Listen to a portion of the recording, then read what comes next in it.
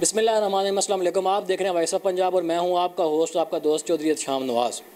मौजूद है हम इस वक्त गवर्नमेंट बॉयज़ हाई स्कूल जटा हथियाल। ये मेरा अपना मादर इल्मी है और एक तवील अरसे के बाद मुझे यहाँ पर दोबारा आया हूँ और मुझे बहुत सारी चेंजिंग, बहुत सारी तब्दीलियाँ यहाँ पर नज़र आई हैं। मेरे साथ मौजूद हैं मौजूदा प्रिंसिपल मोहतरम जनाब तारक महमूद भट्टी साहब मेरे साथ मौजूद हैं। आइए आपकी इनसे बात करवाता हूँ। अस्सलाम वालेकुम सर। वालेकुम सलाम। सर कैसे हैं आप? सबसे पहले तो बहुत शुक्रिया वॉइस ऑफ पंजाब को टाइम देने के लिए। ये आपका भी शुक्रिया कि जिन्होंने हमारे स्कूल के लिए टाइम निकाला और स्कूल में आए हैं। तो मेरा नाम तारक भट्टी है, senior advance government high school जटा थ्याल। मैंने यहाँ ज्वाइन किया है 10 फरवरी 2023 को। और ये जो स्कूल है ये एक तारीखी स्कूल है और इलाके का एक मर्कज़ी स्कूल है। इस स्कूल में किसी वक्त 1000 से ऊपर तादाद होती थी। इस स्कूल में किसी वक्त 1000 से ऊपर तादाद होती थी और अब इस वक्त जब मैंने ज्वाइन किया है 333 बच्चे हैं। और इस स्कूल में तादाद बढ़नी चाहिए थी, ना कम होनी चाहिए थी। लेकिन ये सारी बातें एडमिनिस्ट्रेशन की होती हैं, ये हेड की कमज़ोरी होती है। जो हेड्स हैं वो कंट्रोल सही नहीं करते, जिस वजह से बच्चों की पढ़ाई नहीं होती, रिज़ल्ट ख़राब आए हैं। इस वजह तादाद कम होते होते अब 333 रह गई है। और अब इंशाल्लाह मैंने चार्ज लेते ही स्कूल में डिसिप्लिन के हवाले से काम किया है, स्कूल की ब्यूटिफिकेशन के हवाले से काम किया है, डेवलपमेंट के हवाले से काम किया है। और स्कूल की डेवलपमेंट इंशाल्लाह आपको कैमरे की आंख दिखाएगी भी कि कितना अच्छा स्कूल को हमने बना दिया है, बच्चों को कितना अच्छा माहौल दे दिया है। और इस अच्छा माहौल देने के बाद बच्चों में इलाके में दाखिले का रुझान भी पैदा हो गया है और अब बच्चे यहाँ दाखिले के लिए दिन ब दिन आ रहे हैं और तादाद भी बढ़ रही है। मुझे ये बताइएगा सर, जटा में ही एक और स्कूल है गर्ल्स का, वहाँ पर तादाद दिन ब दिन बढ़ती जा रही है, बढ़ती जा रही है, बढ़ती जा रही है। जैसा कि आपने बात की, इस सारे चीज़ का ज़िम्मेदार कौन है कि तादाद बढ़ने के बजाय कम होती रही है? अब कम होती रही है तो आपने इसके लिए क्या लाए, मतलब इक़दाम किए हैं? ये जो तादाद मैंने पहले कहा है कि 1000 से ज़्यादा तादाद स्कूल में थी और तादाद दिन ब दिन कम होती रही है। और उसकी वजह कौन सी चीज़ें थी जिनकी वजह से तादाद कम होती रही है और आपने उस पर कंट्रोल किया? ये एडमिनिस्ट्रेशन लूज़ थी और जहाँ डिसिप्लिन नहीं था, बच्चों के रिज़ल्ट ख़राब आए और जिस वजह तादाद कम हो रही थी। अब मैंने आते ही डिसिप्लिन पर काम किया है और डिसिप्लिन इंचार्ज यहाँ आफ्ताब साहब को बना दिया है। और असम्बली में हम बच्चों को गाइड करते हैं कि रेगुलर आएँ, टाइम पर आएँ और लेट ना आए। क्योंकि यहाँ ये था कि बच्चे लेट आते थे और बच्चों को से पूछा नहीं जाता था, बच्चे भाग जाते थे, बच्चों से पूछा नहीं जाता था। अब असम्बली में हमने कंट्रोल रखा है, आफ्ताब साहब असम्बली में ऐलान करते हैं, बच्चों को गाइड करते हैं कोई बच्चा लेट ना आए, टाइम पर स्कूल आएँ। और जो टाइम पर नहीं आते उनको अब पूछा जाता है। और आहिस्ता आहिस्ता बच्चे अब रेगुलर हो गए हैं। और बच्चों की यूनिफॉर्म भी ठीक नहीं थी, उनका ड्रेस भी ठीक नहीं था, बच्चे को शूज़ के बजाय स्लीपर पहन के आ जाते थे। डिसिप्लिन न होने की वजह से बच्चों से पूछा नहीं जाता था और डिसिप्लिन न होने की वजह से ये तादाद कम हो रही थी। अब इंशाल्लाह डिसिप्लिन जो ठीक की है, मेरे साथ जो मावन टीचर भी हैं, अपने टीचर भी कोशिश कर रहे हैं, रेगुलर पीरियड भी ले रहे हैं और डिसिप्लिन के हवाले से जो काम हो रहा है उसी वजह से तादाद अब बढ़ना शुरू हो गई है। मुझे बताइएगा, चलें हमारी दुआएं आपके साथ हैं, हमारी सपोर्ट आपके साथ है। अल्लाह करे सरकारी स्कूल दोबारा फिर से अपने जोबन पर आएँ। कितना ज़रूरी होता है किसी सरकारी स्कूल का अच्छे तरीके से रिज़ल्ट देना? सबसे अच्छा जो रिज़ल्ट आ सकता है ना, उसमें टीचर्स का अहम रोल है। हेड के साथ जब टीचर्स मिल के काम करते हैं, ये टीम वर्क होता है। बच्चों के पीरियड रेगुलर हों, बच्चों का होमवर्क चेक किया जाए, बच्चों को होमवर्क दिया जाए, फिर बच्चों का पढ़ाने के बाद टेस्ट लिए जाएं और टेस्ट के बाद बच्चों को मिस्टेक निकाल के उन्हें बताया जाए कि ये गलतियां हैं, बच्चों को बताया जाए। जब गलतियां दूर करेंगे तो बच्चे आस्ता आस्ता इम्प्रूव करना शुरू कर देंगे और उससे रिज़ल्ट आने भी अच्छे हो जाएंगे।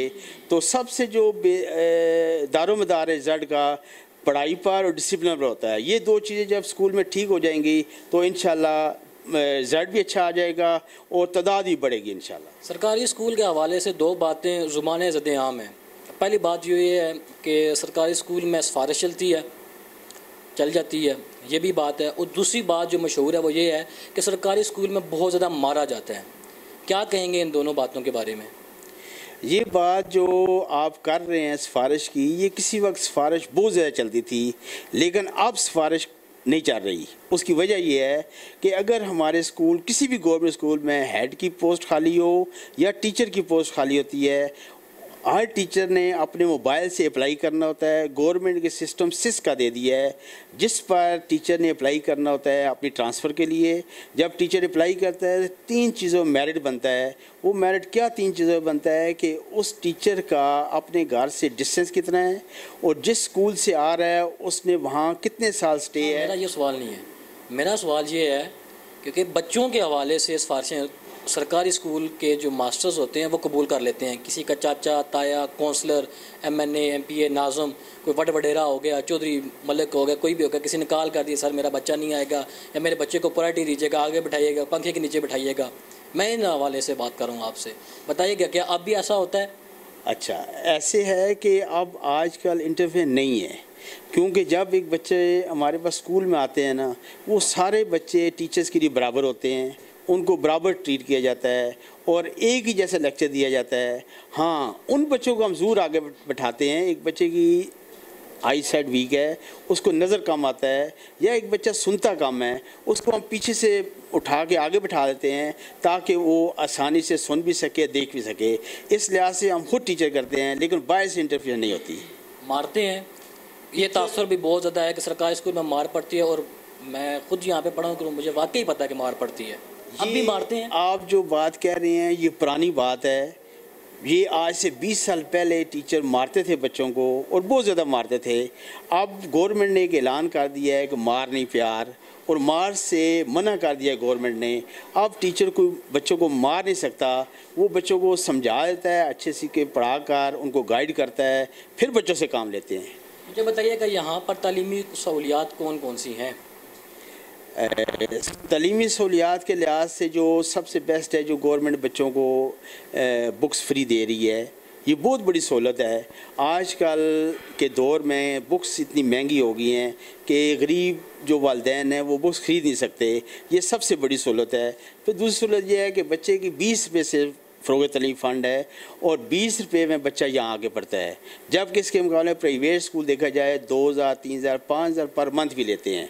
हाँ, ये बहुत बड़ी सहूलत है कि फ़ीस भी नहीं है, बुक्स भी फ्री मिलती हैं और बच्चों को अच्छे तरीके से पढ़ाया जाता है। एक वक्त था कि गवर्नमेंट स्कूलों में PTC टीचर होते थे। आजकल प्राइमरी स्कूल में भी MSc, MA और BEd टीचर भर्ती होते हैं। इससे कम टीचर के लिए कोई अप्लाई नहीं कर सकता।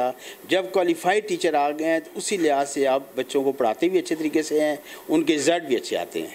साइंस सब्जेक्ट के टीचर्स आपके पास हैं, मुतलका सहूलियात, लैब्स वगैरह आपके पास मौजूद हैं? हाँ, हमारे पास लैब मौजूद है, लेकिन हमारे पास साइंस की एक पोस्ट खाली है। 1 साल से टीचर हमारे पास नहीं है।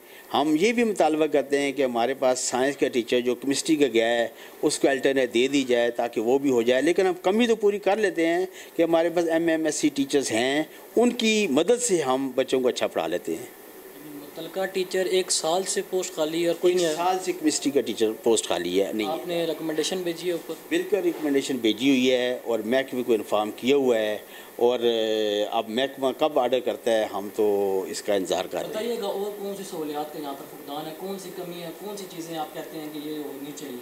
इस स्कूल में जो मैंने महसूस किया है कि सबसे जो कमी है बिल्डिंग के वाले से है कि जो हमारी प्राइमरी सेक्शन है वहाँ छतों के प्लस्तर भी गिर जाते हैं आए दिन। हमें डर होता है कोई बच्चा नीचे आके और ज़ख्मी ना हो जाए।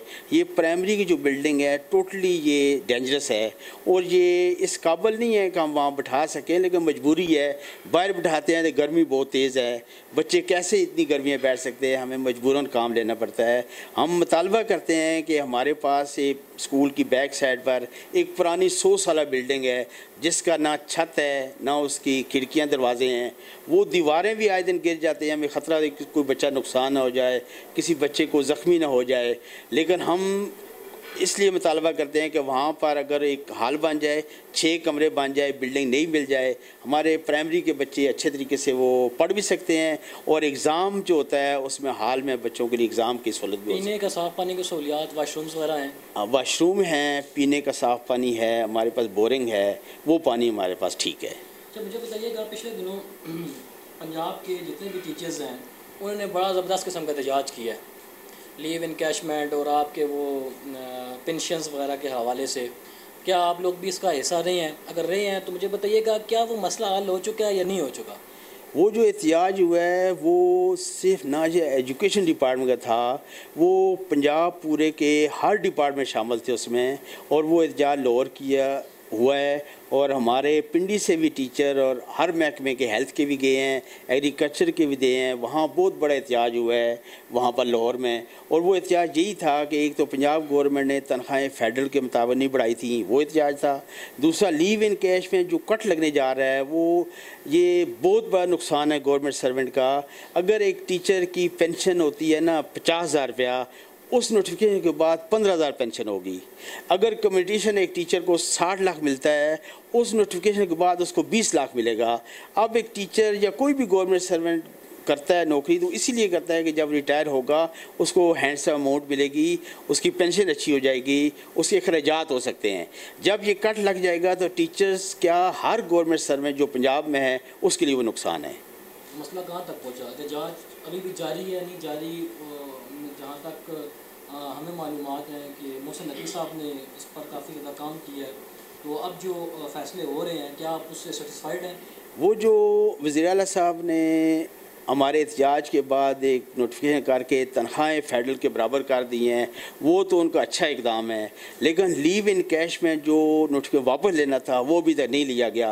वो अगर नहीं लेंगे तो एहतजाज फिर हर डिस्ट्रिक्ट में शुरू हो गया है, और 10 अक्टूबर को फिर लाहौर में एहतजाज होने जा रहा है। पूरे हर डिपार्टमेंट के गवर्नमेंट सर्वेंट वहाँ जाएंगे। सर, इस वक्त आप वॉइस ऑफ पंजाब के प्लेटफार्म पर मौजूद हैं, और अल्हम्दुलिल्लाह हमें ये एजाज़ हासिल है कि सोशल मीडिया पर इस वक्त हमसे बड़ा कोई मीडिया चैनल नहीं है।